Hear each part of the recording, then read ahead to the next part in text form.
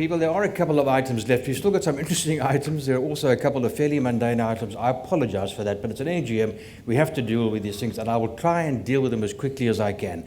There are two little items now. Firstly, during the year, Roy Cargill passed away. He was the forum representative for KZN.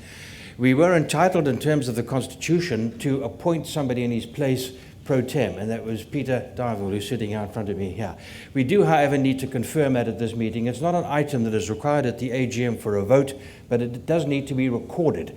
So the two remaining representatives, that's Philip Kalinikos from the Northern Region and Mark Brown from the Western Cape, have both confirmed that they wish Peter to sit on the executive board, or the board of directors that it's now called, as the representative of KZN. So I'll ask the secretary to record that. In addition, the governance committee, which used to be called the audit committee and which will shortly again be called the audit committee, lost its chairman during the year, Nigel Steenforth, who retired when he moved to the Western Cape from Gauteng. He retired, and the board appointed in his place Andrew Mitchell, who's a practicing attorney and who sits on the governance committee together with people like Chris Corey, who's the MD of ASOL. We have these independent members who sit on the governance committee who otherwise have nothing to do with the board or in effect with the day-to-day workings of BirdLife South Africa.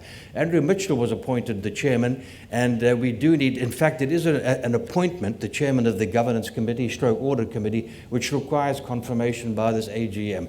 I'm assuming, good people, that nobody's going to vote against that. So once again, with your permission, I'd like to record that this meeting approved the appointment of Andrew Mitchell as the chairman of the governance committee.